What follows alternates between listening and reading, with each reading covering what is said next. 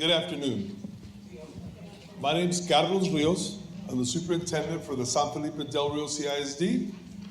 And we have this community forum to talk about the bond. We'll make a brief presentation and then have room for questions so that you may ask anything that is on your mind, okay? Good evening, everyone. My name is Raymond Mesa. I'm the board president. A little bit loud, but I want to thank you for being here tonight. I think the best way to vote is to be informed about everything that's on the ballot. There's so many things on the ballot this year, but I really appreciate the fact that you're here to learn more about it. There's some misinformation, and we're trying to get all the information to everyone, so I really appreciate that. I've been on the board, this is my 20th year. Before that, I was a teacher 14 years, principal for 23 years, total 37 years, and now 20 years in the board. But again, this is something very important to all of us because it involves everyone, the students, teachers, community, and it'll be in place for a long time. So again, I'm grateful for your attendance here tonight. I'll pass it on to the rest of the board members. Good afternoon. I'm Jesus Emilio Galindo, and I am the board secretary for the San Felipe Del Rio CISD Board of Trustees. Good evening. My name is Diego Almaraz. I am one of the board members also from San Felipe Del Rio Consolidated Independent School District. Thank you all for showing up and listening to some of the information that we have regarding this bond. I see a lot of students in the audience. That's awesome. Thank you all for showing up after school. Appreciate it. Good evening. I'm Rebecca or Becky Chavez, and I just want to thank you for being present tonight to get informed for an important decision that you will make on the voting ballot. So thank you for being here tonight. Evening, everybody. My name is Josh Orfeld. I'm currently serving as the vice president for the board. And thank you for coming out and listening to our presentation and then being able to make the decision on how you want to vote on that. So, Dr. Rios?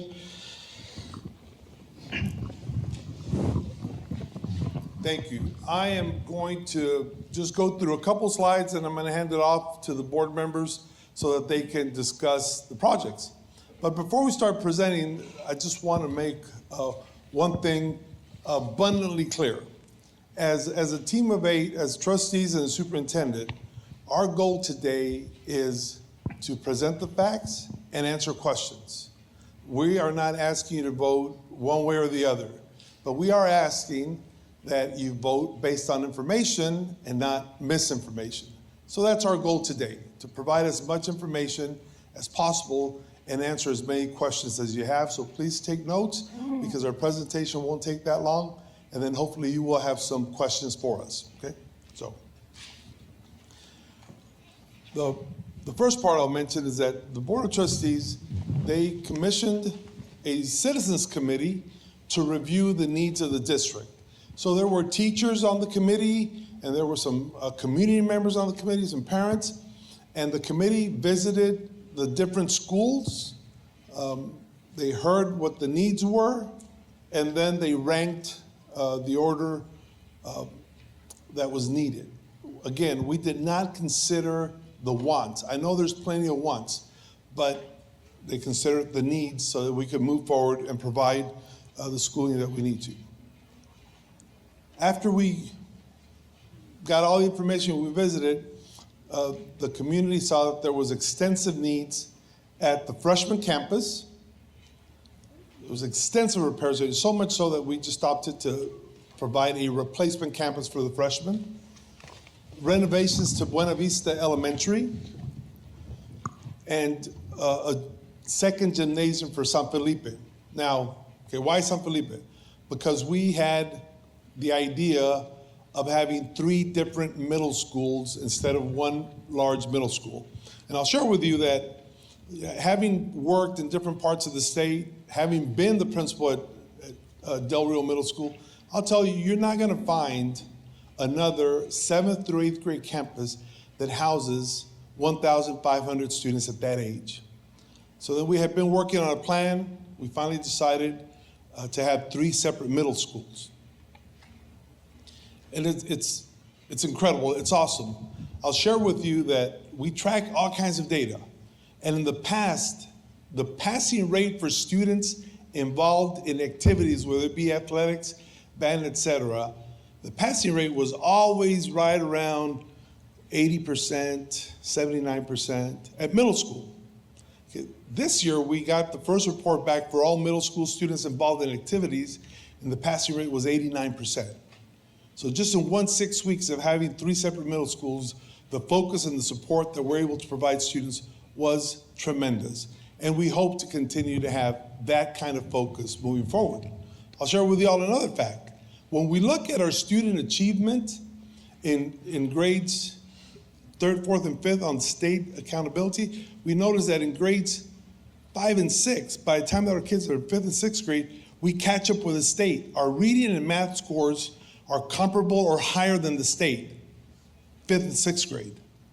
When we compare the student success rate on end of course exams and compare them to the state, our kids fare very well in comparison in algebra, biology, English 1. By the sophomore year, we lead the state, our students lead the state by up to 8 points higher than the state average. But when we look at middle school scores, they lag about 10 points behind. Well, what is it about 7th and 8th grade? It's the same kids. They beat the state in 6th and 7th, in 6th grade, 5th grade, 6th grade. They beat the state in their freshman and sophomore year, but what happens in 7th and 8th grade year? It's that lack of focus because it's just such a big campus. So dividing it into 3 campuses has been tremendous. The focus has been incredible and we're very appreciative, except that now San Felipe Memorial, they need a second gym because middle schools have 2 gyms. So we're talking about a practice gym. We're talking about a new tech facility because San Felipe Memorial serves the San Felipe neighborhood and it serves the middle of town up to the current Cardwell. Okay? But it's also the new tech academy for the district. And we'd like to provide a facility where the students can do some project-based learning there. And then RBB Elementary. So these are the projects that the Citizens Committee recommended to the board, and the board eventually approved a bond referendum moving forward to do these projects. So I'm going to pass it over to Mr. Overfelt, and he's going to do the first part of the presentation, and then he'll pass it over to another board member. Ready, Mr. Overfelt? Good evening. I'm curious for the students, what class are y'all here for? US. Excellent. All right. So the $50 million bond that we're going in and asking the community for has no tax increase on it. There's some very specific language that you'll see on the ballot, and I'm sure many of you have already seen the information, not trying to hide it or anything. There's going to be, because the state of Texas requires specific language above any proposition that a municipality, a school district, a hospital district, whatever it might go in and be, if they're going in and asking for money for a bond, they have to specifically go in and put above the proposition, this is a property tax increase. That legally has to be there, regardless if the passage of a bond is going to raise the tax rate or not. It has to go in and be there. Okay, so that's going to be there, plain and simple. It has to be there. It legally has to be there. Now, like I said, at $50 million, our interest in sinking fund, what we call INS, is right now at 0.1877. That's what we pay our debt service from. So previous bonds in the past that have been paid off have come from the interest in sinking fund, and then also any other debt that we have comes from that interest in sinking fund. The taking on of $50 million will not increase the 0.1877. That will not go in and change. Okay, just legally, that line has to go in and be there, that this is a property tax increase. However, because of The fact that we've paid down debt, we're in the process of paying some other debt down and off here very soon. We know that we can take on $50 million in bond, $50 million in new debt, because we're still going to be continuing to pay, and that 0.1877 does not change. In fact, for about the first 5 years, that 0.1877 stays at a flat line, so 0.1877 per valuation for the tax rate, and then starting in 2031, it actually begins to decline. And we see it go in and begin to decline over the life of the bond. So by the time the life of the bond is over and done with, we go from 0.1877 to 0.1341. I know it's difficult to visualize that far out, but within 5 years, the 0.1877 actually goes in and begins to decrease, even with taking on that 50 million. And the reason for that is the state of Texas is very specific about how school districts can raise money through interest and sinking, through the M&O, what we call maintenance and operation, through the tax rate. We're only allowed to collect enough in taxes to pay the note. Can't go above that without having what we would call a tax ratification election. And the board would have to call a tax ratification election and put that to the citizens to say, hey, we'd like to raise the INS rate there. But because of the fact that we've been really good with the money, the district's been really good with the money, paying down bonds and other debt, we're able to go in and stay at 0.1877, even though we're asking for 50 million. Now, if we were going and asking for 60, 100, 120 million, yes, absolutely. Then there would have to be a rate increase because the rate would not sustain a $120 million bond, as an example. So at 50 million, it does not change. And in fact, over the time, we see it go in and decrease. Okay, so that 0.1877, if the bond was to pass, the board the next day in selling the bonds isn't going to go in and meet and vote to raise the INS rate or the M&O rate because we don't need to go in and do that. We don't have to go in and do that. So again, I want to stress that even though that language is there because the state of Texas requires it to be there, this is a property tax increase. We will not be going in and raising our interest and sinking rate of 0.1877. And within 5 years, you'll see it actually begin to decline. The Freshman Center, I'll talk about the Freshman Center and then I'll pass it off to one of my colleagues.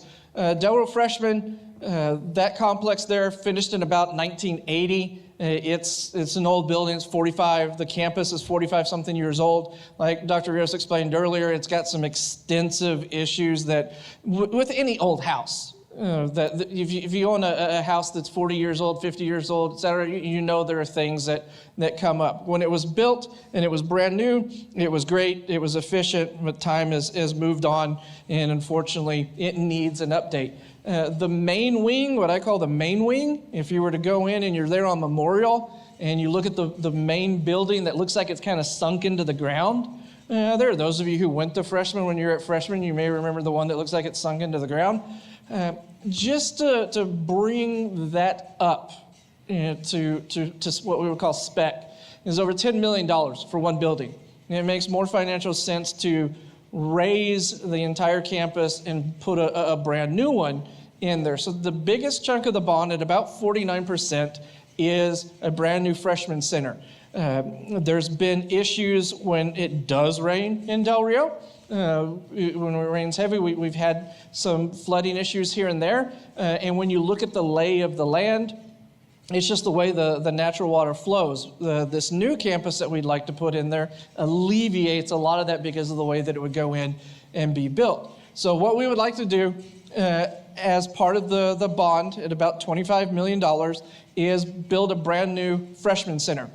Freshman center will be a 2-story, and it will house everything under one roof. Right now, if you were to go and look at the freshman campus and look at an aerial of it, you've got the main building, you've got a couple other buildings, you've got the cafeteria, your administration, library, all in separate buildings, and the students have to transition outdoors into the other areas.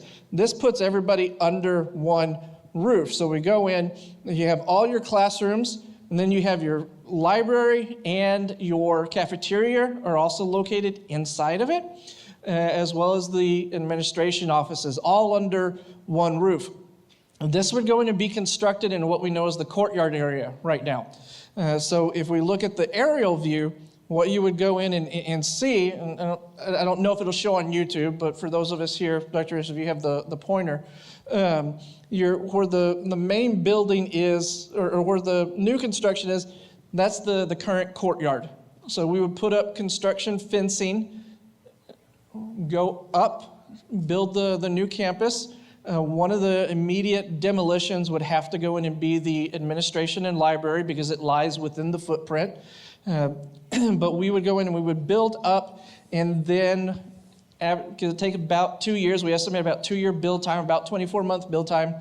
Right at the end is when we would go in and knock the remaining old buildings down to create way more parking there on Memorial. Because if you've ever tried to go park at Freshman during the day, it has a very small parking lot.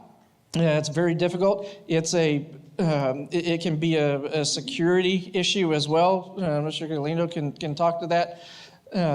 So we would put in all new parking there on Memorial, and then that green space on Main where the existing buildings are, that would become a green space. We'll keep the cafeteria, repurpose it, and go in and make it a kind of a multi-purpose center that band or cheer bells or flags or robotics, whatever group needed an indoor space, they'd be able to use that. We keep the gym, we keep the locker rooms, and we keep that one exterior building out by the tennis courts.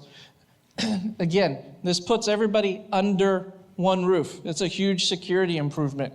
Also, your delta on return for investment, because now we have energy efficient windows and lighting and AC and heating, is realized much faster than just patching here and there. So that would go in and be our freshman center.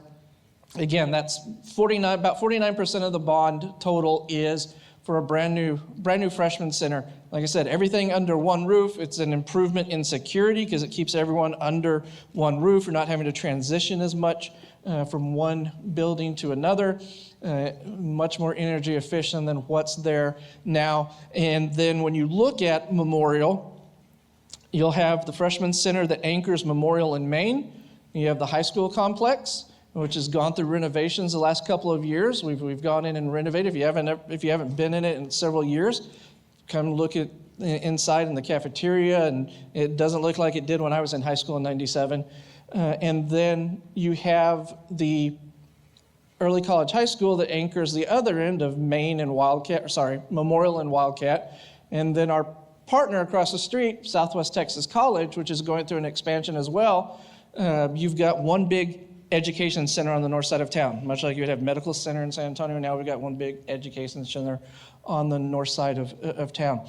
So that's the biggest chunk there is the freshman center, and whoever would like to talk about San Felipe can go in or has anything else they'd like to mention about that. Mr.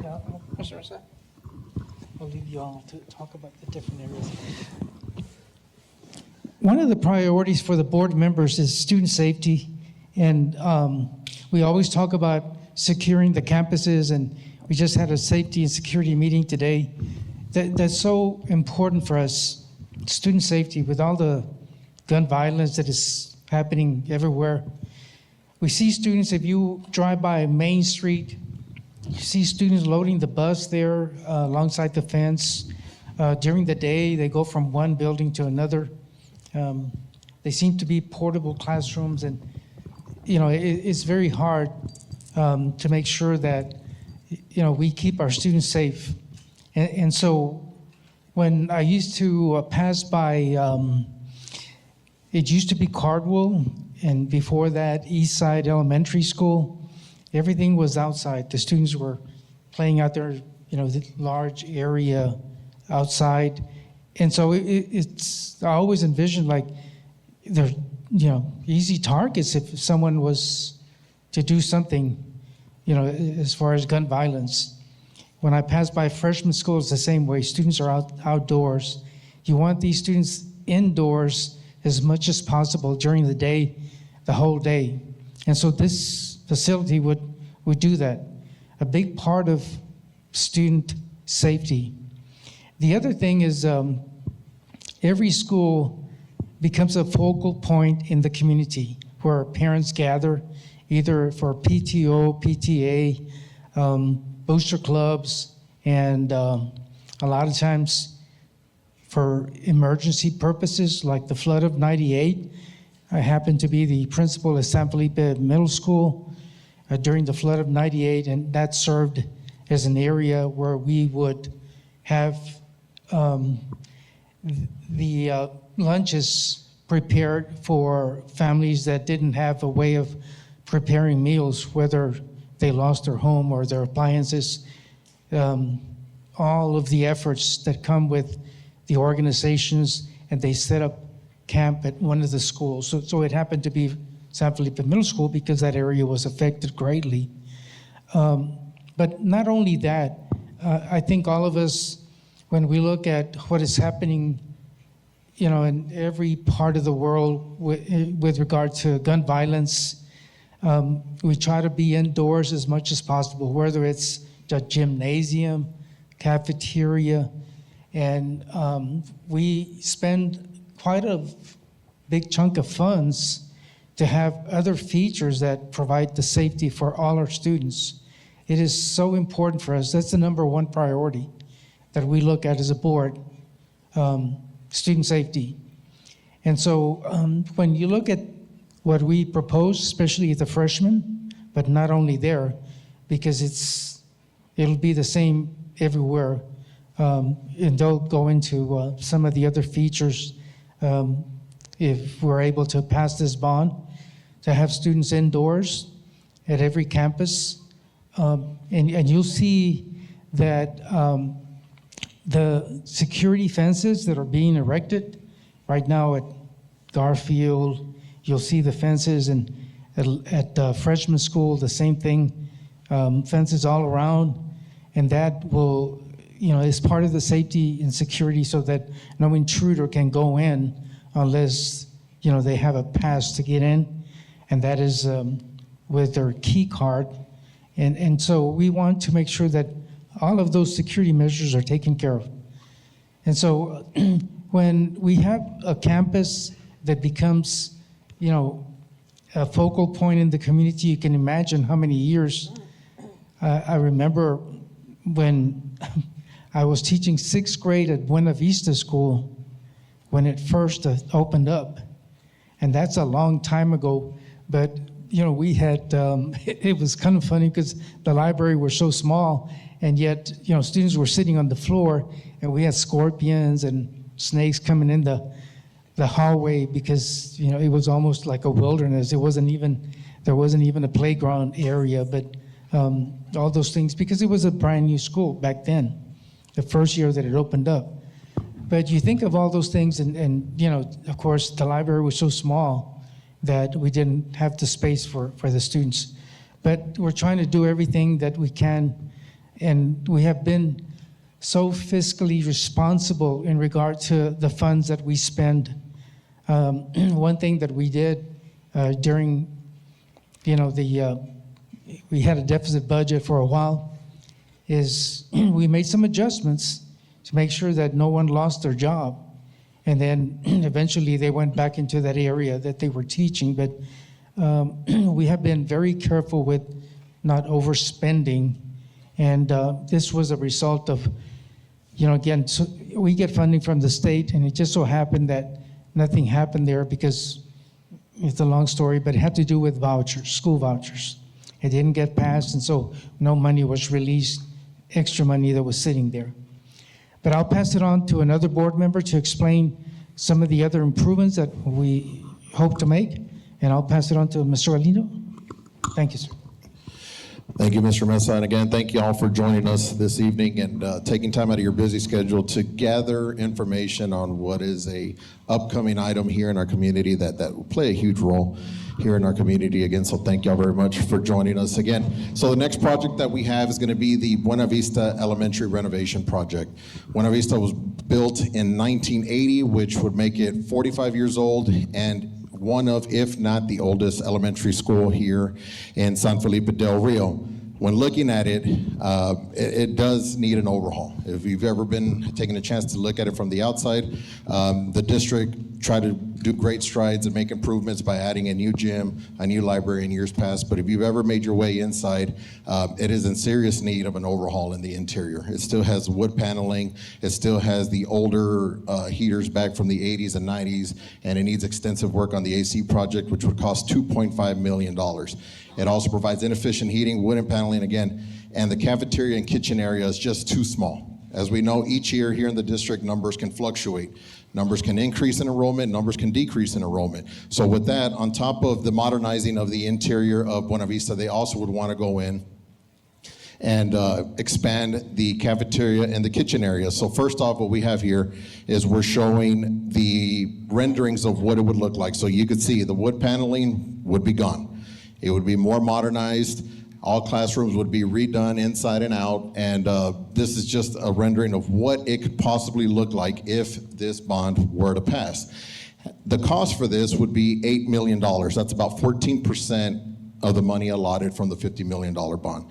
And then lastly here at Buena Vista, you would, again, we were talking about bringing up the cafeteria to be able to house all the kids, as we stated. Enrollment, it fluctuates. It goes up, it goes down. But what we've seen is generally has been an increase in the Buena Vista area. So this cafeteria would, right here, would be able to accommodate the sizes, and again, the kitchen area would be able to accommodate the more meals that would need to be done if enrollment was to increase. And the plan for that is to increase it more or less east to west, kind of get into that playground area, not take out too much of the playground recess area to make sure to leave enough room in there, but it would go a couple feet into that playground area to be able to make sufficient for the Buena Vista Elementary Renovation Project. Again, as we stated, $8 million, 14% of the bond, and this is actually the second, or close to second, of the highest amount going back into one of the projects. And so now I'm going to turn it over to Mr. Almaraz, who's going to talk a little bit about San Felipe Memorial Middle School and the great projects going on in that area. Thank you, Mr. Galindo. So the next project here that we have in place for this bond is the San Felipe Memorial Middle School. I'm very, very fond of San Felipe Memorial Middle School, being that my father was an San Felipe Exes, class of 1967, Mr. Diego Almaraz. The late Mr. Diego Almaraz also have somebody in attendance, Miss Becky Chavez, who was also a classmate of my father, class of 1967, also a San Felipe Mustang. So when we see these things, we see San Felipe Memorial Middle School. It used to be our high school back in San Felipe before the consolidation. I mean, these are important pieces of not only architecture, but our culture, where we came from, where I came from. I was born and raised Del Rio, raised in San Felipe for the most part, and just seeing this and seeing this school go from my old 7th grade to now one of our 3 middle schools. So now we have Del Rio Memorial Middle School, Garfield Middle School, and the San Felipe Memorial Middle School.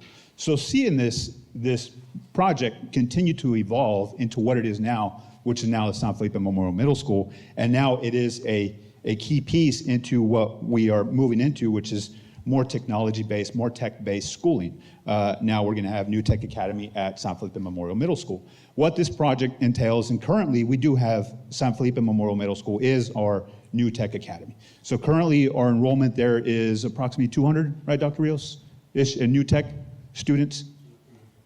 Closer to 300 students in New Tech.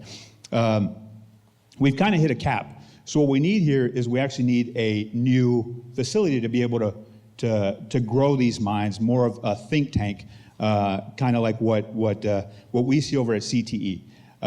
Right there on Water Street, which is currently a vacant lot.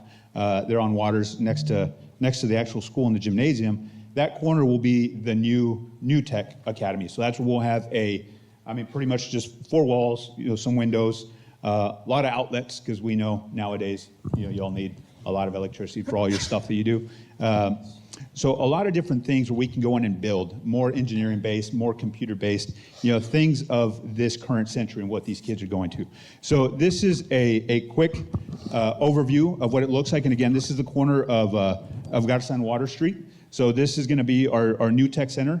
And if y'all have been following along, we are in the process of acquiring, the district currently owns the majority of that area. We're currently in the process of acquiring the rest of the real estate that's there so we can continue this project and actually make it come to fruition. So that's what it looks like there. That's going to be our new tech academy. With the three middle schools, San Felipe Memorial, it's the only middle school with only one gymnasium. Garfield Middle School now has their practice gym, which is the original Garfield Middle School gym that's on the opposite side. And as y'all know, we recently opened Cody Wardlaw Gym, which is our game gym. And Garfield students do use it to practice as well after school. I've seen them, it's amazing. Now we need to invest in San Felipe Memorial Middle School so they can have their gym also. It's gonna serve our PE classes, our athletics classes. We're gonna redo locker rooms. This gym that we are gonna build, it will be a practice gym. So as Garfield has a practice gym, and they also have a game gym, Del Rio Middle School also has two gyms. San Felipe will now have its own gymnasium to be able to practice, and we will have a game gym, which is the current gym that we have right now, which is the Philip Bricks gym, which is right here. If y'all can see, and regardless if this bond passes or not, we will be doing a renovation of the Philip Bricks gym. That's gonna happen. We've already got the funds for that. So this is gonna be the makeover of the gym. Here next to it is gonna be our locker room, our boys and girls locker room. And on the other side, that's going to be our actual practice gym. So that's going to be where boys and girls are able to go in there, practice basketball, practice volleyball, practice, or just even for PE. I mean, that's where they're going to do the majority of their athletics time there. And obviously, our Phillips Ricks gym, that'll be our game gym. So that's where we're at. There is a lot of need here to build that other side. The school is right now, we've already invested a good amount of money. The classrooms are amazing. The hallways are awesome. The school itself is in good shape. Now we just need to add so we can develop this new tech academy and get it to where we're at and be able to segue these kids from middle school into the CTE pipeline once they hit ninth grade, ninth through senior year. So that's where we're at with the San Felipe Memorial Middle School. And again, this is the project that'll be the third largest portion of the bond. I think that's it for that. And now we'll go into the RBB, Roberto Bobby Barrera Elementary. Okay. Thank you, Mr. Almaraz. I'll talk about the last project, RBB. About 12 years ago, we talked about putting a small elementary school at Laughlin Air Force Base to facilitate a neighborhood school. So questions have been asked, why Laughlin? We built an elementary out of portable buildings at Laughlin, first because they are in our attendance zone. So the district is responsible for providing schooling to people that reside in Laughlin, military dependents. But there's another role that Laughlin plays and that the district plays. Laughlin is the second largest employer in the community. The district is the largest employer. But Laughlin is the biggest economic engine because they provide the highest amount of dollars in terms of salaries. Laughlin hires about 998 civilians and provides an annual income to Del Rio in excess of $90 million. It's $90 million that come into our community.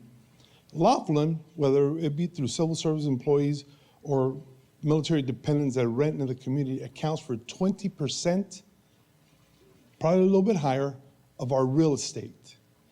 So then it's in the best interest of the community, not just the school district, but in the best interest of the community to look out for Laughlin, because as Del Rio goes, Laughlin goes. As Laughlin goes, Del Rio goes. And having a school in the neighborhood where parents reside, it's a huge quality of life for the military dependents.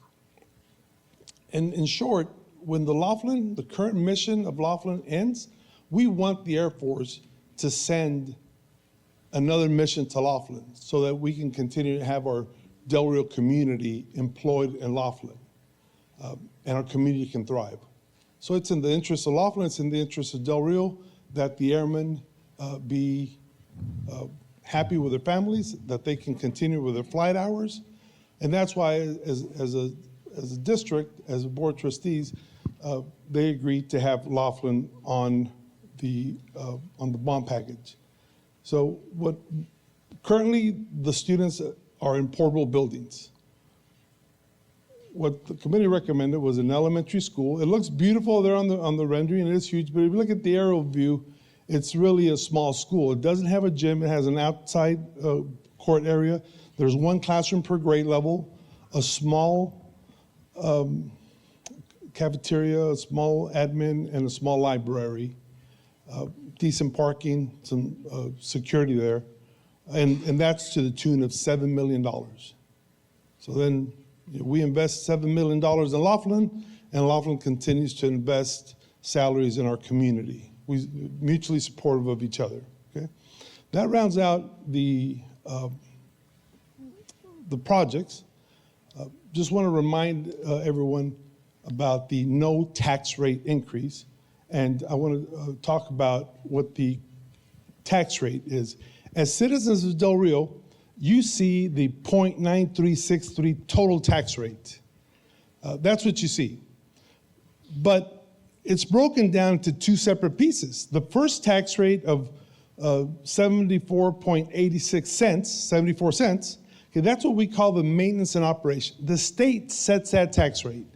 None of us have a say-so in raising or decreasing the tax rate. The state, for the last 3 bienniums, they've compressed that tax rate. It used to be a little bit over $1.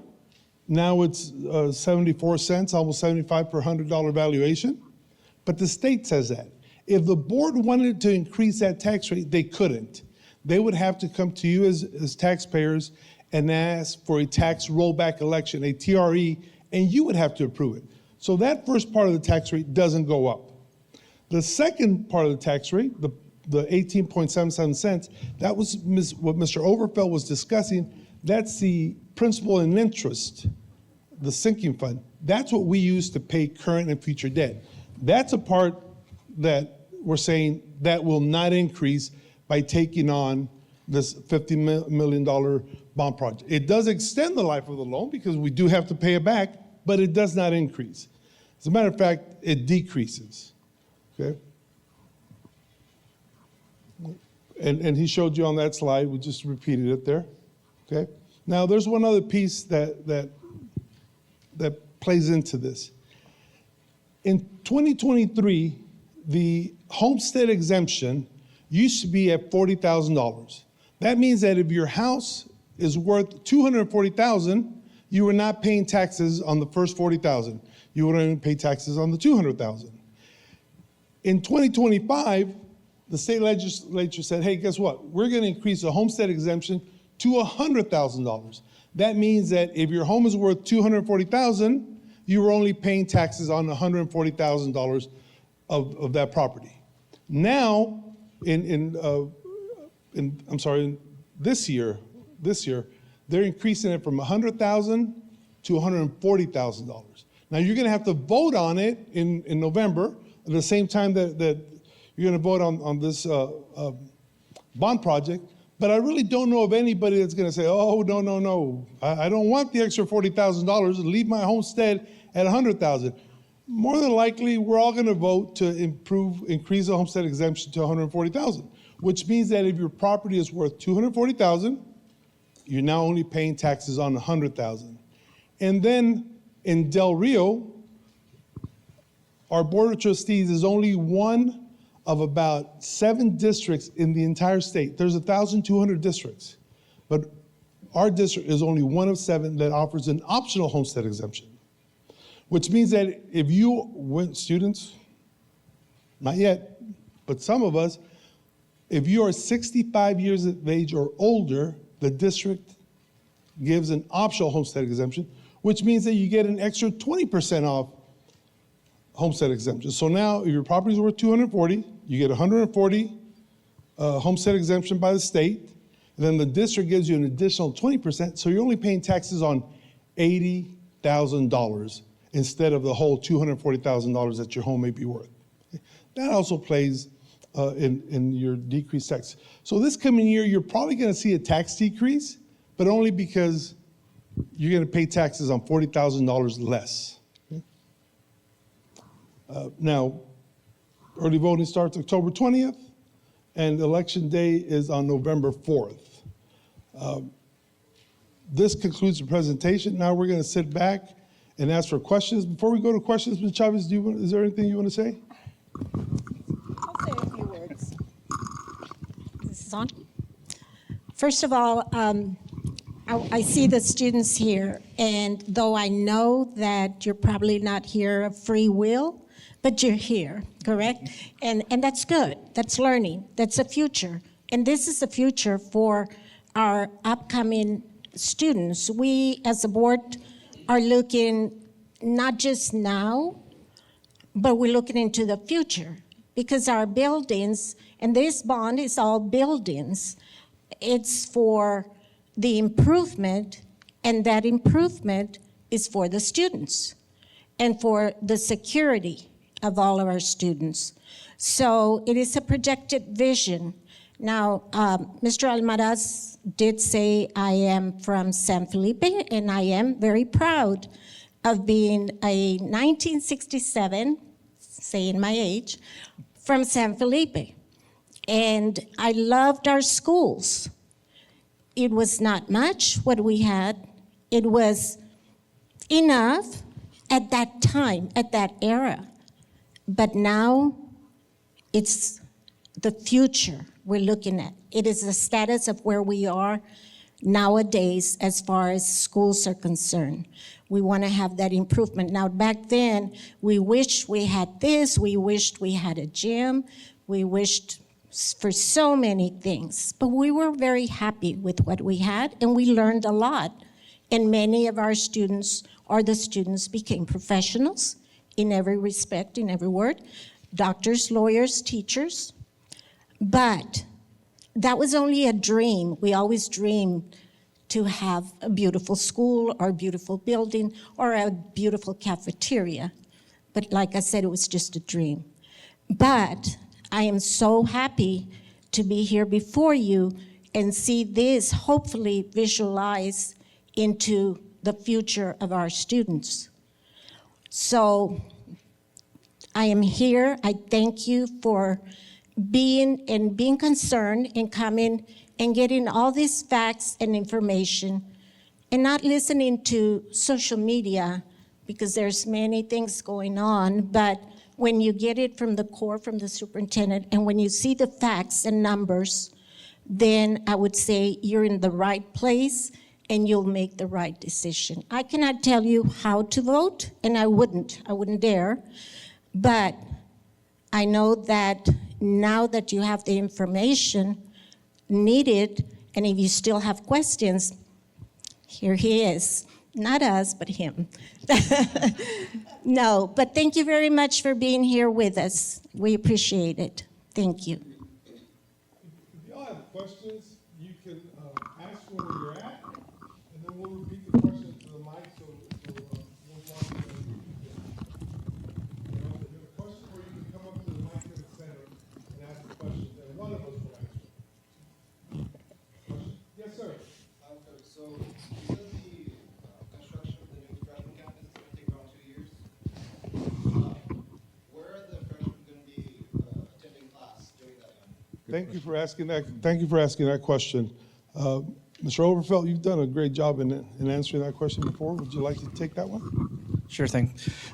And thanks for bringing it up, because I totally left that out. It's normally part of the presentation, and I left it out. So because of the fact that it'll take about 2 years and it's the longest of all the projects, while construction is happening of the new campus, the kids will still be going to the existing buildings. And there, we'll put up construction fencing to keep them out of the construction area.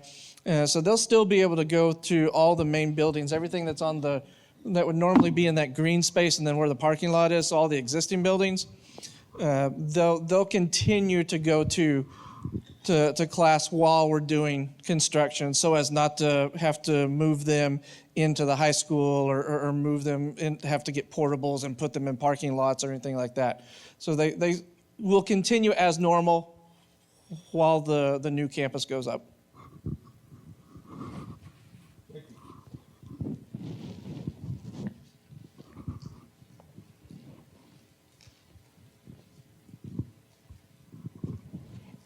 So, first of all, thank you for the time and the energy that's been done to put this together. Starting the conversation and this level of work is tremendous, so thank you for that. I'm just more curious, so I'm looking at the INS debt and taxable assessed value growth, and so thinking about this bond and seeing that timeline out to 2050 is quite the commitment. And so as we look at that 5 million kind of threshold here for 25 to 2030, what else on that needs list is not addressed, or do we foresee in the next like 5, and it's hard, right, predicting out 5 to 10 years, because this is not a commitment for 1 to 2 years. This is a long-term commitment, and how do we ensure we're meeting and thinking about those needs longer term? Because I don't know if my math is mathing here, but what you might have like room for another 10 to 15 million in debt after this bond? Yes, ma'am. Okay. If you look at where the payment is, the annual payment is about $4.8 million, and it goes down, you would say that, okay, we do have room to borrow additional money, and you will be surprised how much money you can borrow on a 5-cent tax increase. When we built Ceniza Hills on a $19 million bond, it was about a 4-cent tax increase. Okay. So you can borrow close to another 20 million. The problem with borrowing another 20 million is that first, it immediately increases the tax rate right now for the next few years until you pay it down. Okay, and the board was interested in providing a no tax rate increase, but still in the future, the board could pass another bond. Right as the bond is going to go down, or if there was some emergent need. But I will share with you that after having studied the facilities, the needs of the district, actual needs, these are it. We've remodeled Del Rio High School. We provided a enclosed building for Cardwell. We built Ceniza Hills. We made extensive repairs throughout the district. After this, really, it's going to come down to just wants and whether the community wants to vote for those or not. And a lot of those are going to have to do with fine arts and athletic needs. But those have to be a different referendum. The community has to decide, do we want to build a fine arts facility? Do we want to build part of a sports complex? But as far as instructional facilities, this current bond takes care of that. Okay, I think that answers my questions, right? What needs are left, and so it sounds like a majority of those needs are addressed, and then it comes down to wants after that. And then related, I know this 50 million takes care of the needs. And the way this is packaged, was there any discussion about breaking up the bond to be elected in multiple propositions? Did it have to be a 50 million one in, like all in, or could it have been, Prop A's, we're going to do Buena Vista, Prop B's, we're going to do the freshman school? Was there any discussion around that? And can you provide some context on why we pursued, the district pursued the 50 million package versus options for the community to decide against? Yes, ma'am. There's always, you can always do it in different propositions, and some districts have opted to do that. Although they usually take that option when you're trying to build a sports facility, a fine arts facility, and then some instructional facilities. But because ours were all instructional facilities, the board decided to put them all under one packet. But there is that option. In our case, they're all instructional facilities. Okay, thank you.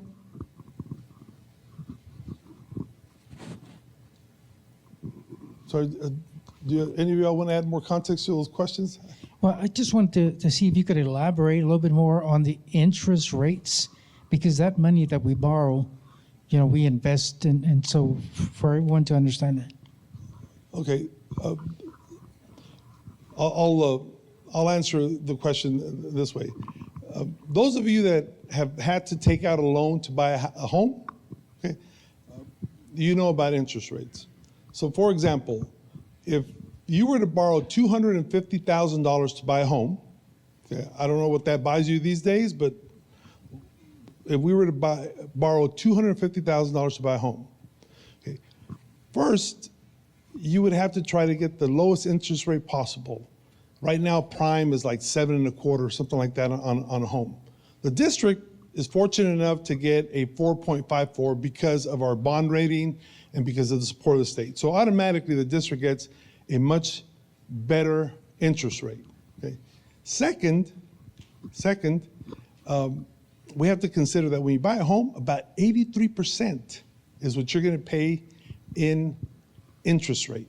So you borrow $250 on a 30-year note, you're going to pay about 183% of value of that home because of the interest.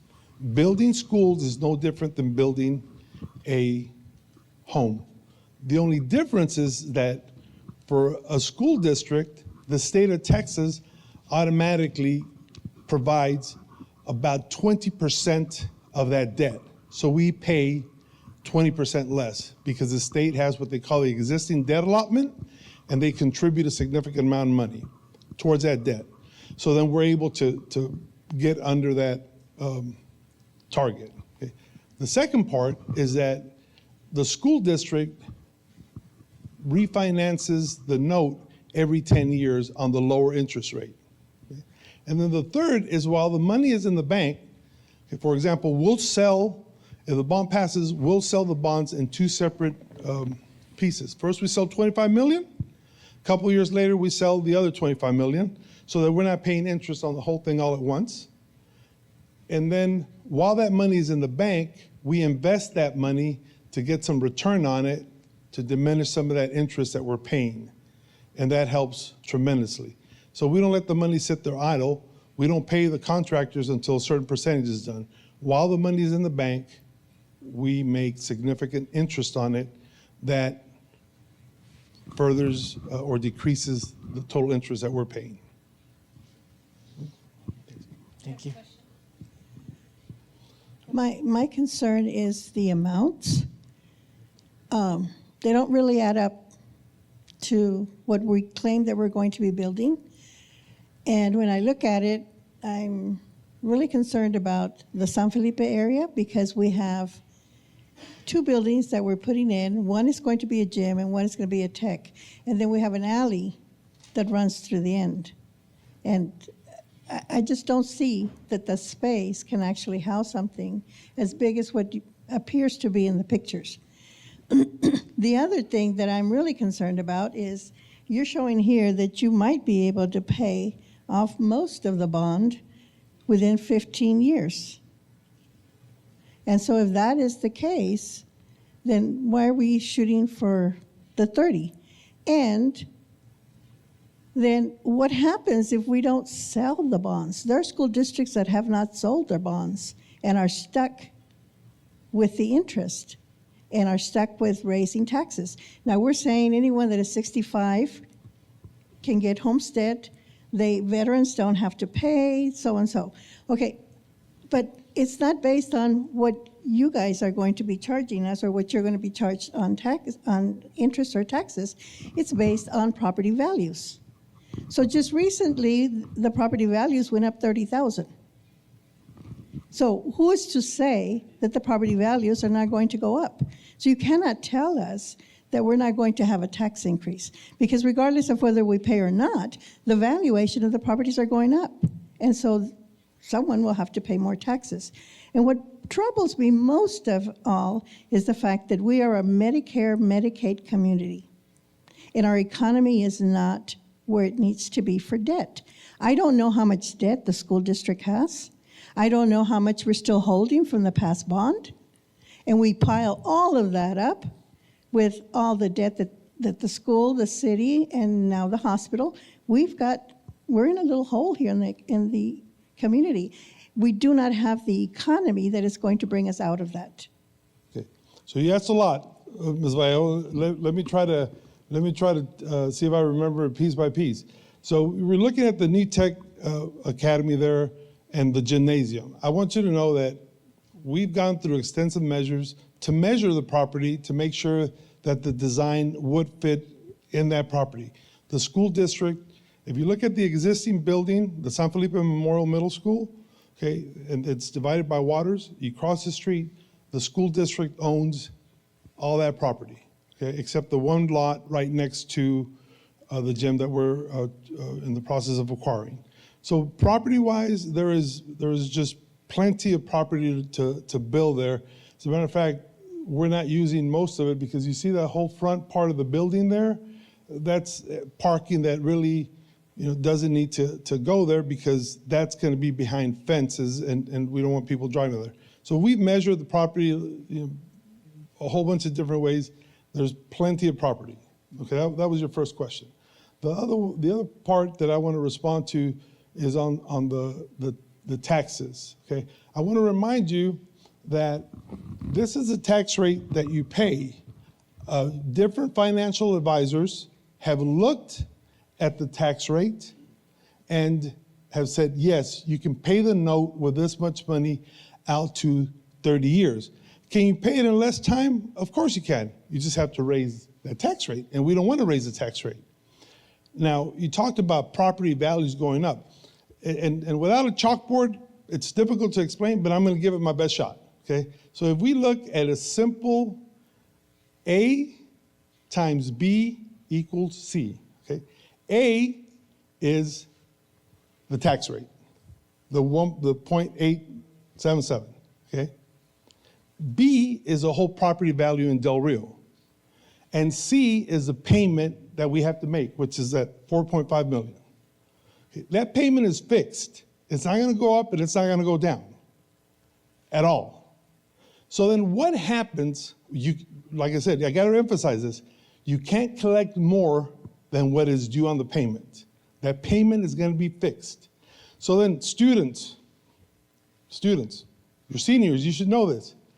If you have to have a $4.5 million payment, that's fixed. The tax rate is fixed, okay? If the property value goes up, in order to end up with the same payment, what has to come down?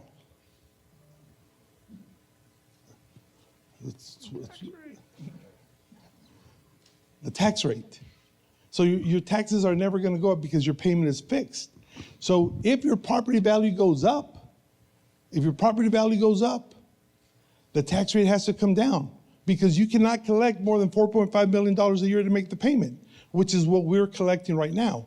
So your tax, not only will your tax rate not go up, okay, the dollars that you actually pay, even if your property goes up, they're not going to go up either. Now, in all fairness, we're talking about the INS tax rate. If your property goes up, the state sets this rate, and we don't have any control over that. Okay? However, the state has been decreasing it over the last 6 years significantly, and they've also been increasing your homestead exemption significantly. Now, you talk about being a Medicare, Medicaid community. Okay? The district offers that optional 20% exemption for people that are in that Medicare, Medicaid community. So the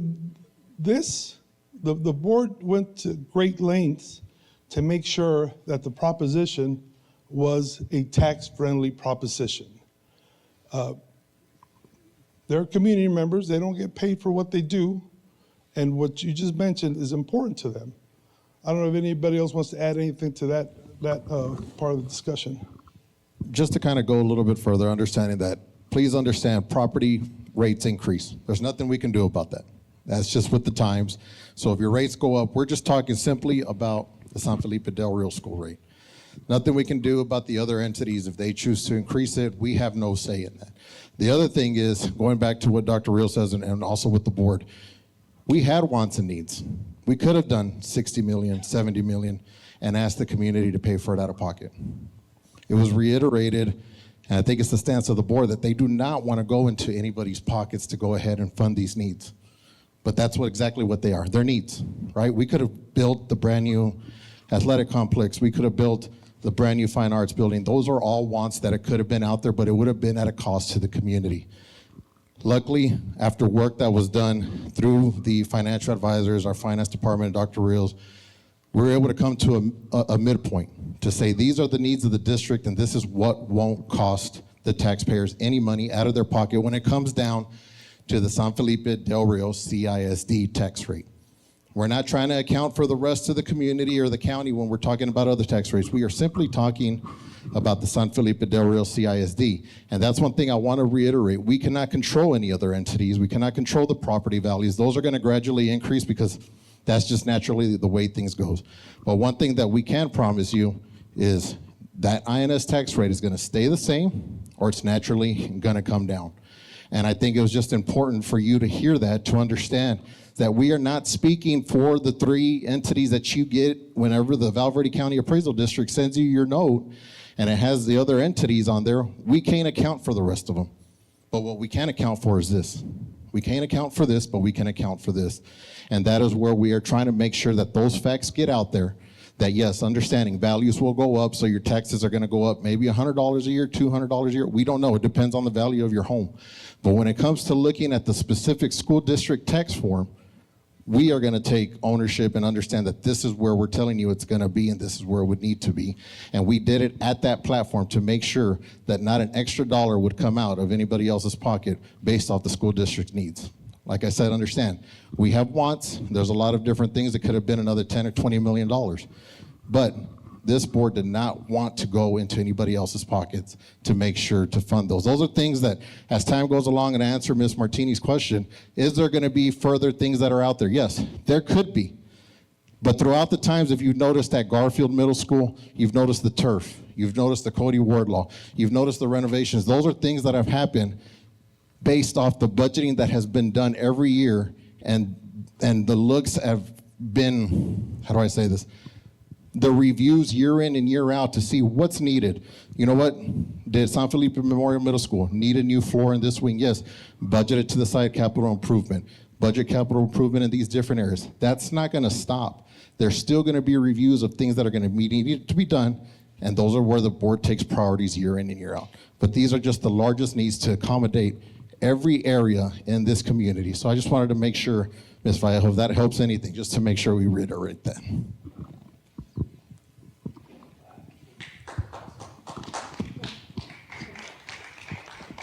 Dr. Rios, may I add something else? I've been on this board 20 years, and so I've got a little bit of history. At one point, we were trying to take away the homestead exemption. At that time, there were about 15 school districts throughout the whole state that still had it. I think Dr. Rios mentioned that we're down to 7.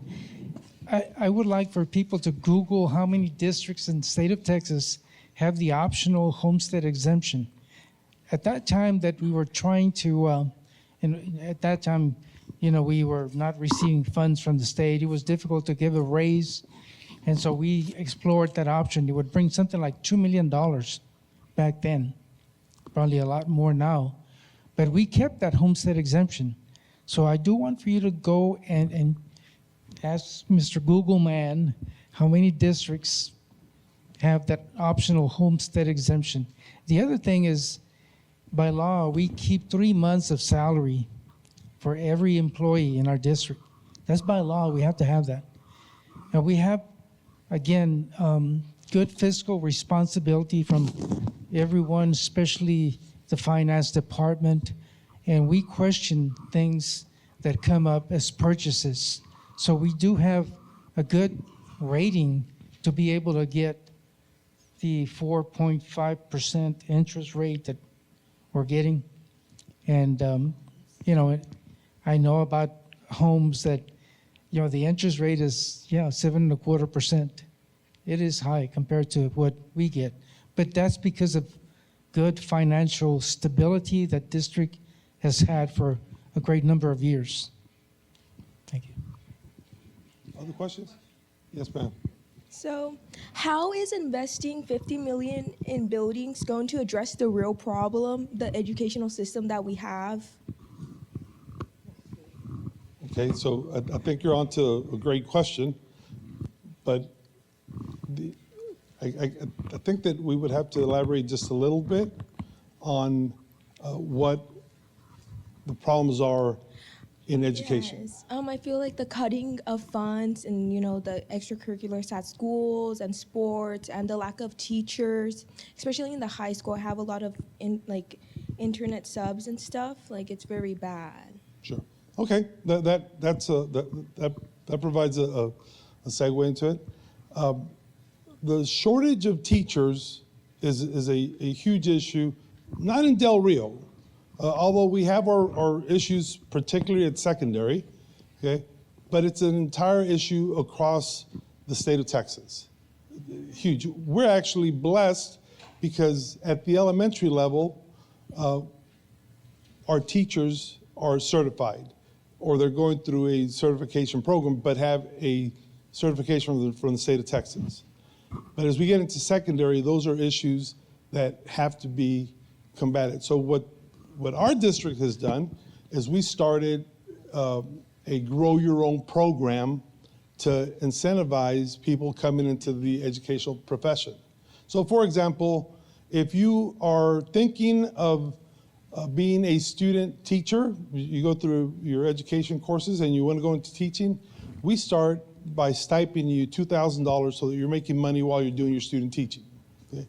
If you're an instructional aide in the school district, we will pay for your classes to get your teacher certification, and we will continue to pay your salary while you're doing your student teaching.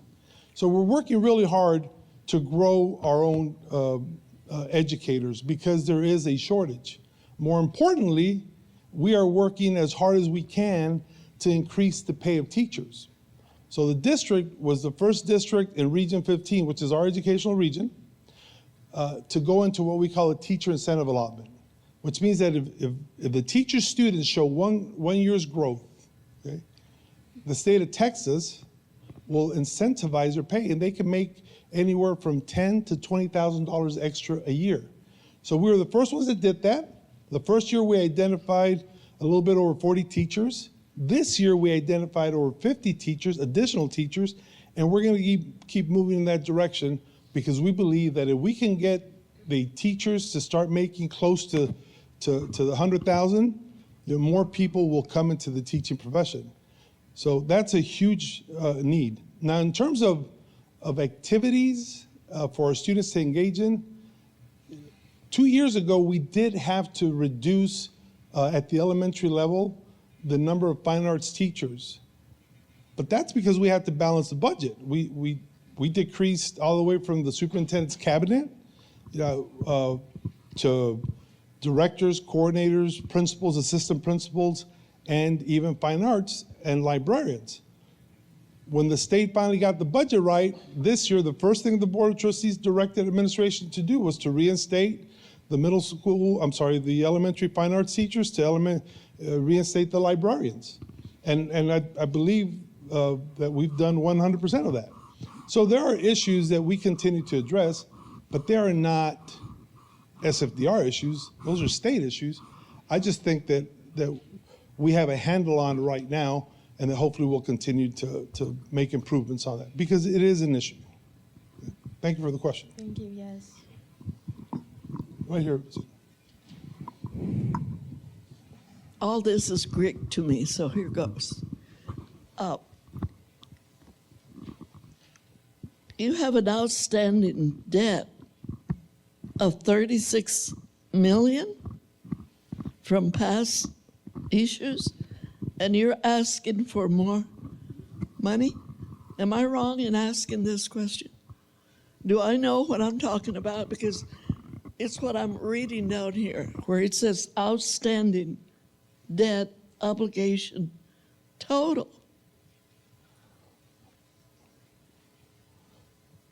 You're looking at the Q&A, correct?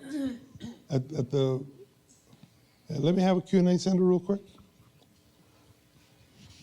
I have an extra one here. No.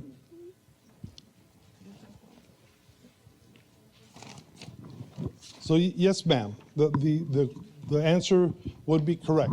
Okay, that would be correct, and we were transparent and we put it on the Q&A. But what we have to take note of is that in the first 5 years, okay, so we passed the bond. If the bond passes now, okay, you have to look at how quickly the debt falls off, because we're done. By the time we start paying on the additional money, which is right here, okay, every line means the existing debt, okay?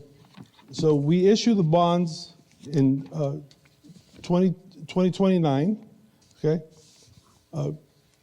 I'm sorry, we issue the bonds by 2028. By the time we start paying on the bonds, that existing debt is just about liquidated, and when we go into the 2031, just look at how much little of the old debt is being paid on, because it's almost liquidated. That's why it was scheduled in that way. So you are correct, and we did put it in the Q&A. But the reality is that by the time we issue the bonds, if approved, most of the existing debt will be liquidated. And then you can see by right here in 2033, it's also on your flyer, you can see how little of the old debt remains. Okay.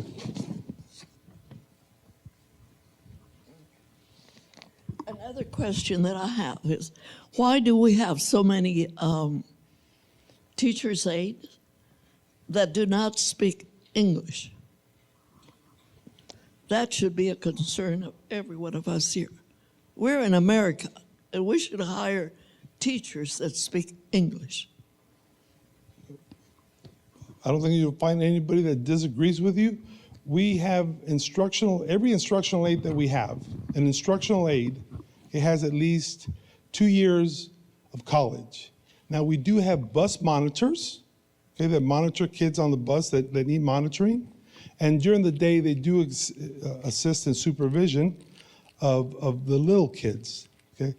There is no language requirement for just assisting on the bus, but an instructional aid, I would be way surprised if we had an instructional aid that couldn't speak English, ma'am.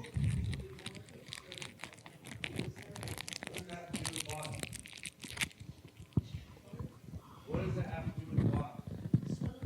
Okay, well, let's go on with the bond. Any other questions? And I'll review it, ma'am. I'll review it, but I just know that every time we hire an instructional aid, they either pass a test or they have 2 years of college already. But I will definitely have a meeting with my HR team and ask that question, okay? I'm sorry, I think there's another question over here. Another question. Less of a question and more of a response to this lady's question earlier. So I think in the presentation on the freshman campus, I heard that there was going to be some cost savings with windows that would be replaced and more energy efficiency. I imagine that's true at other upgrades that are happening across the district through this bond. And so as you think about improvements on how to help the education system, I think some of those cost savings, I'll say school finances work uniquely in that you have certain buckets for certain things, buckets of money, I'll call it simply. So I don't know that necessarily that maintenance savings, that money could be used for something else, whether it's teacher pay or arts or needs, but I do think that's another benefit. And I didn't quite hear the board articulate, but I'm sure y'all are also thinking of it as we think about these improvements driving cost savings for the district long-term. That's money we can use for other things. Yes, ma'am, that's correct. And Mr. Overfield usually touches on the return of savings, because if you look at the freshman campus, because it was built when it was desperately needed, it was built as cheaply as it could be, and there would be a return. It was built on the cheap. So yes, there would be significant savings, not only in the air conditioning of the building at Buena Vista, but at the freshman campus, there would be tremendous savings by having everything under one door upgraded systems, not having to open the doors left and right. So yes, ma'am, that is a big savings. And if I may, and absolutely, when we look down the road, and you kind of mentioned this earlier about this handles the building needs and stuff, and then what are the wants down the future in the future. Yeah, absolutely. Every year when we go through the budget process, the board goes in and looks at different areas in which to go in and offer improvements, whether it's pushing teacher pay there, which unfortunately for several years was tied to the legislature throwing a fit with each other and not getting anything done,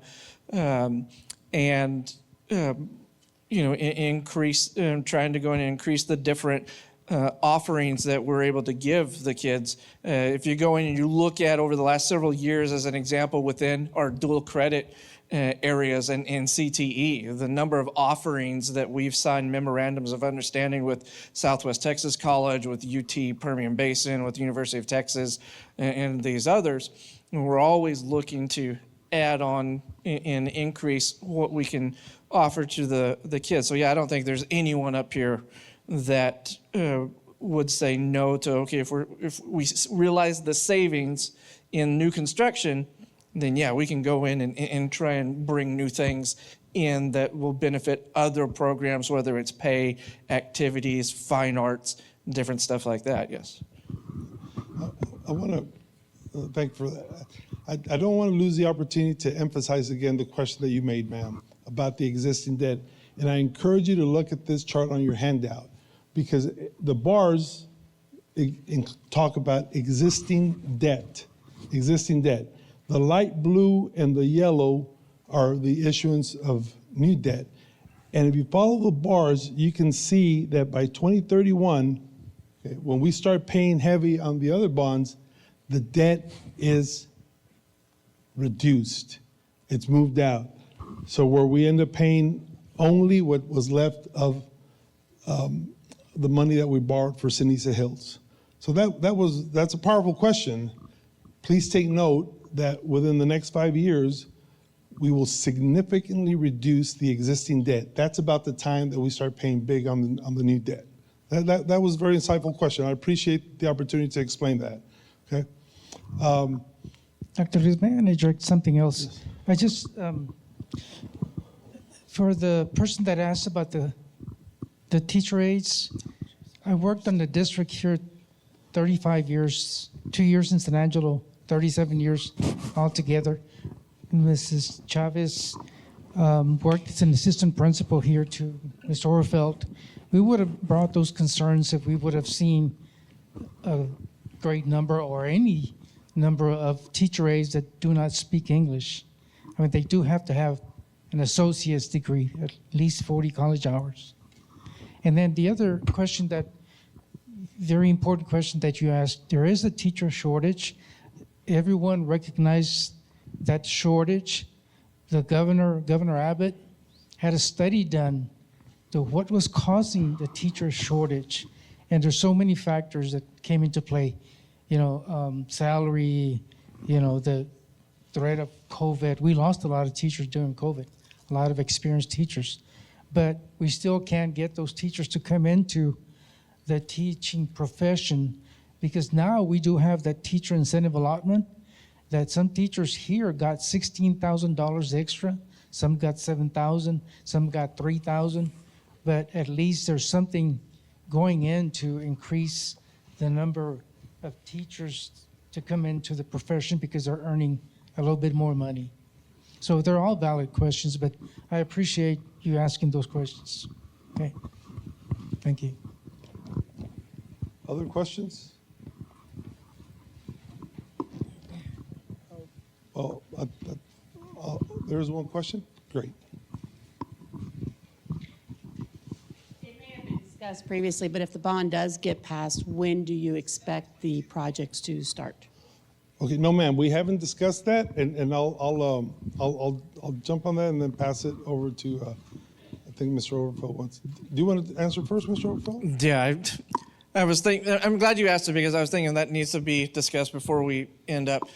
So the order of how it would go in and happen if the bond passes, because since we put RBB on campus, the district has been applying or had been applying for different grants through the Department of Defense, Department of War to go in and try and get grants to build, for them to go in and finance the building of a permanent school.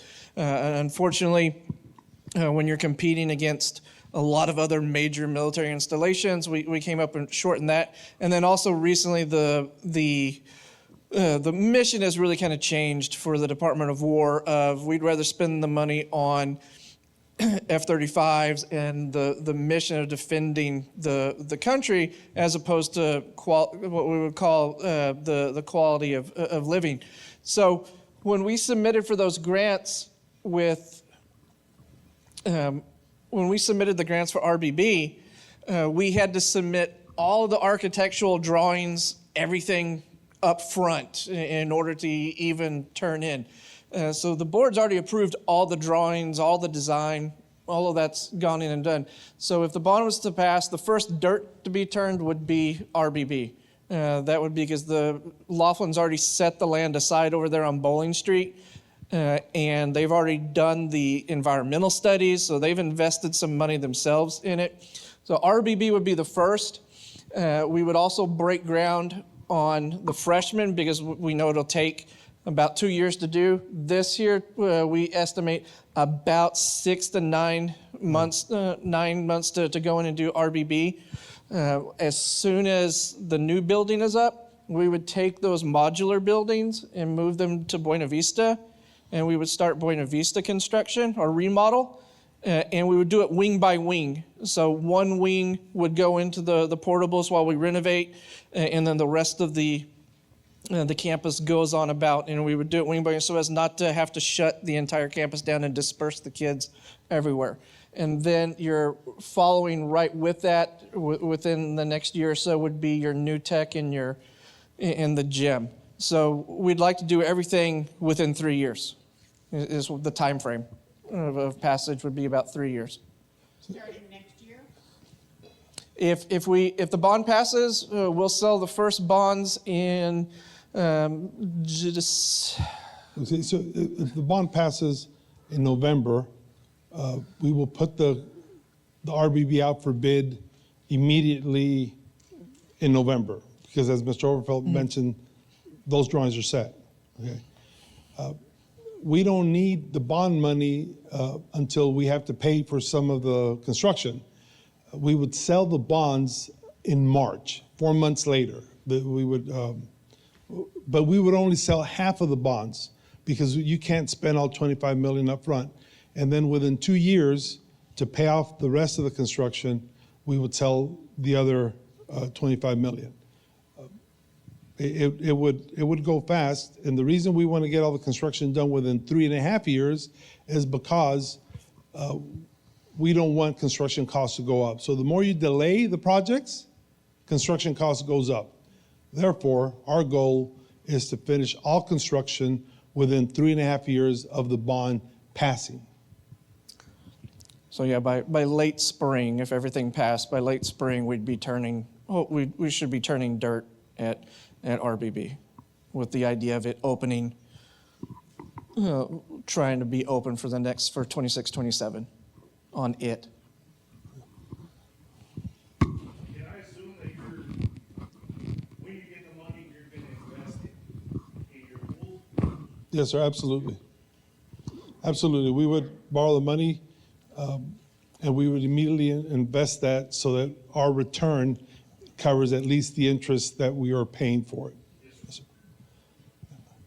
So ideally, our sixth graders would be 7th and 8th grade, they would be, and then when they get to freshmen, our sixth graders would have a new freshman class. That is the goal, ma'am. Yes, ma'am. Yes. That is the absolute goal. Okay, I just want to thank you, all 5 on the board, Mr. Superintendent, for proceeding with this. I feel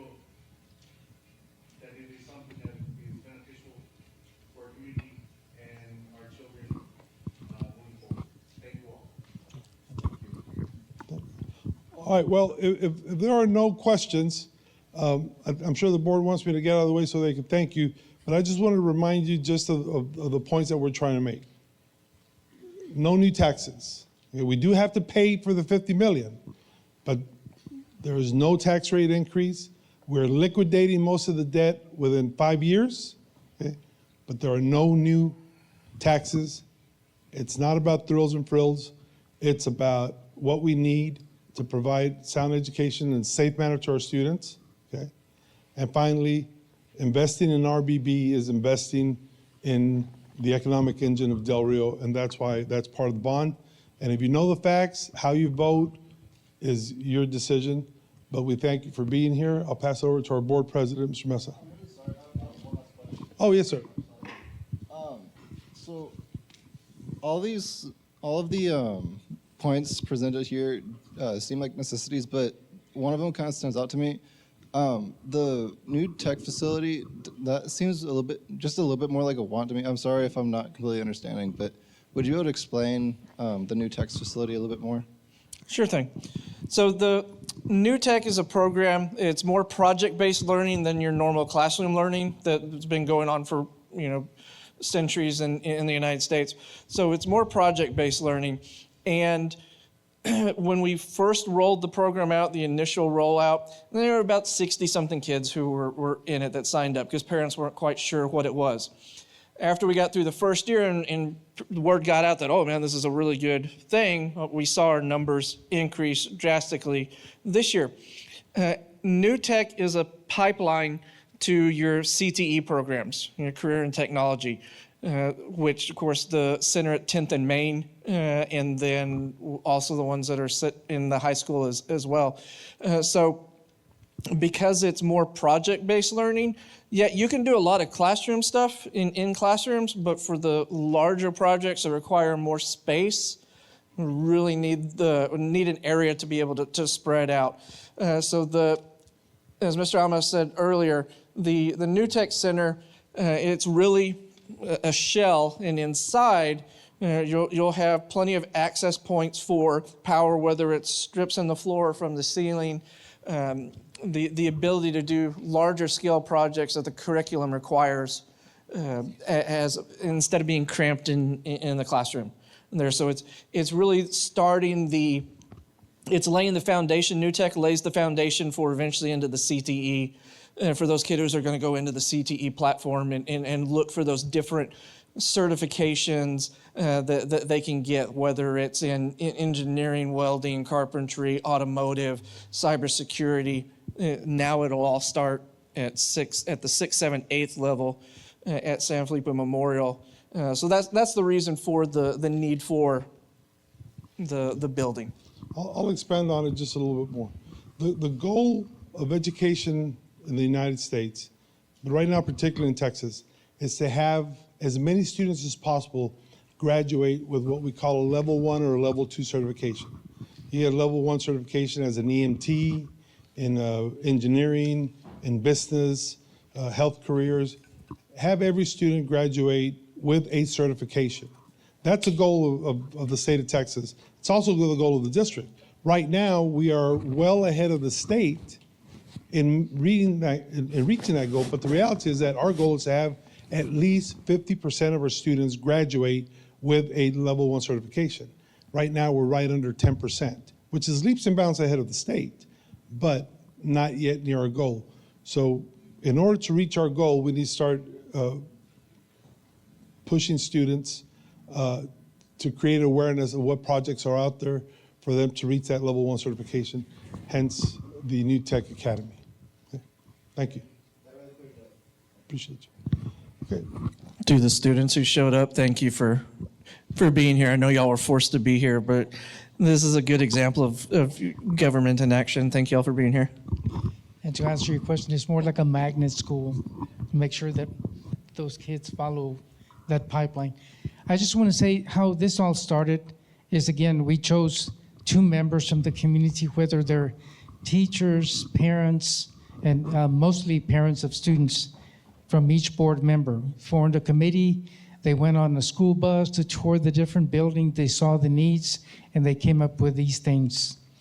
And I want you to know that, I spent my whole life, the career that I had as a teacher principal here in this district.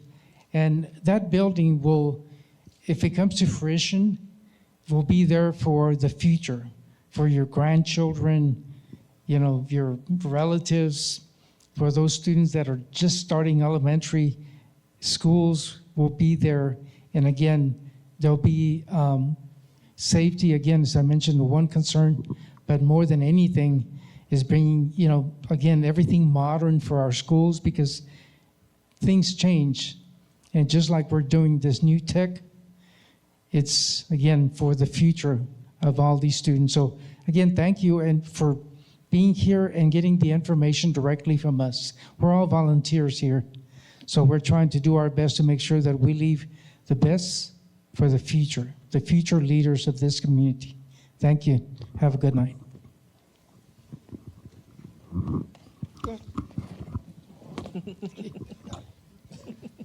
Again, thank y'all for joining us here tonight.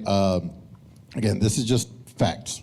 We just wanted to make sure you can vote however you like to here in the next few weeks. But again, this was just an opportunity to be able to field questions because there is a lot of questions out there. And we wanted to make sure that we give everybody a platform to come out and ask what they wanted to ask and be able to get those certain answers. And if at the end of this is still whether it's change your mind for or change your mind for the against, we just wanted to make sure that you had the facts and understand at the end of the day, these are things that we feel are vital for our community. Don't get me wrong, we've all outgrown the facilities, but these facilities aren't for us. It's for the kids that are coming up through the times.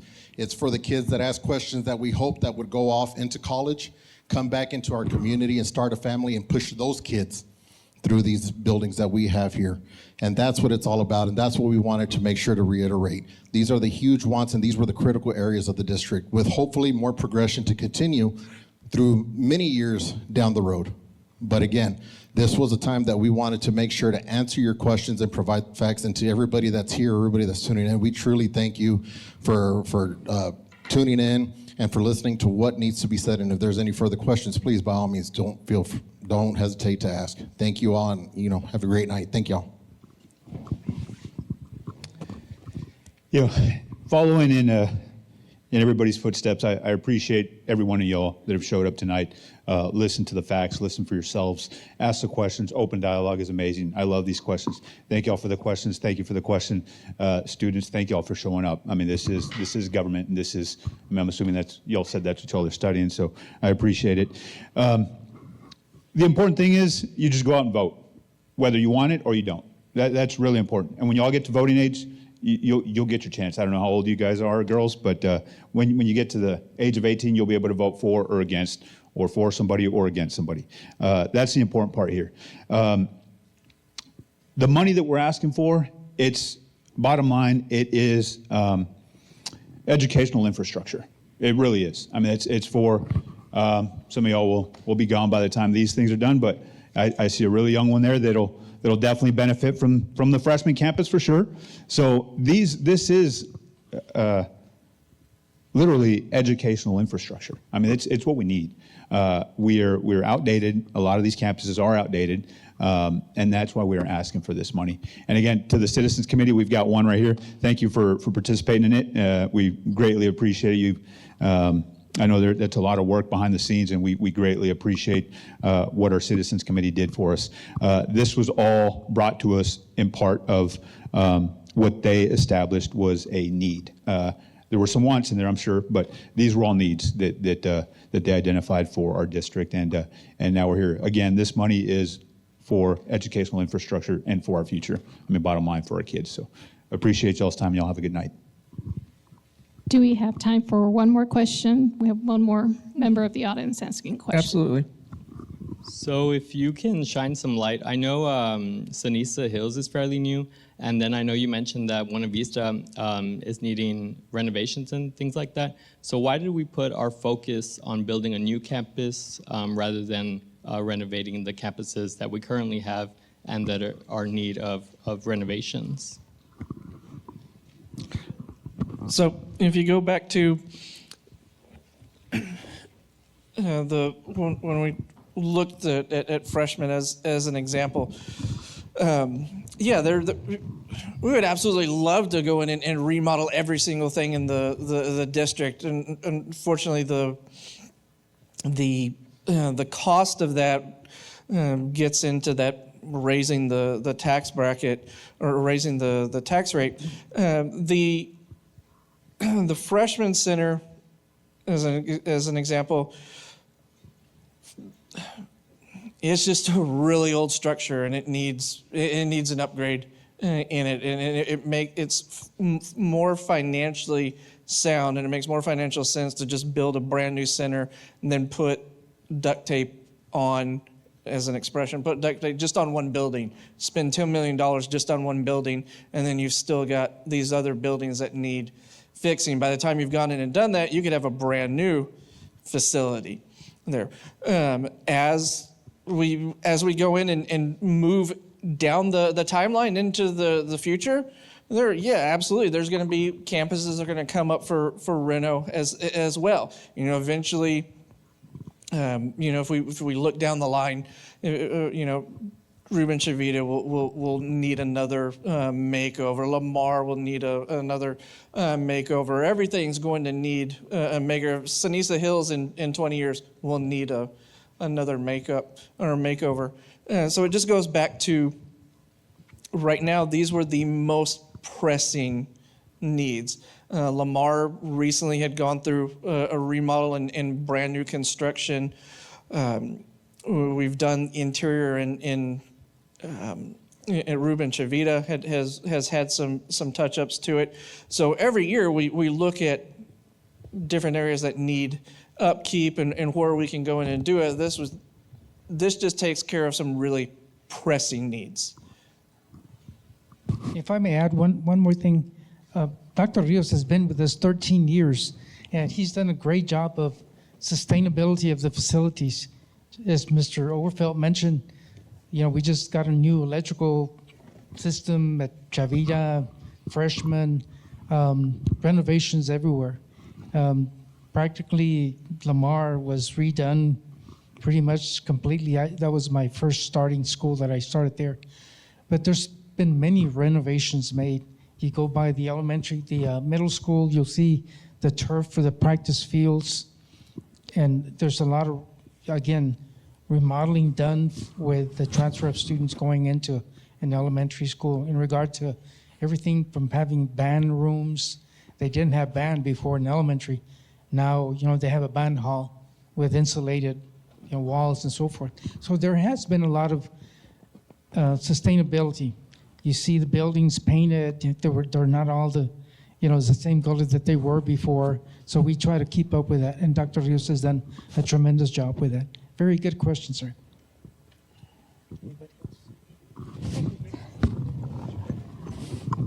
I'm kind of the last one here. But I know everyone's about ready to go home. All I can say is you have heard plenty of information, plenty of facts, and there's a lot on social media that you can look at. If you forget anything, it's posted there.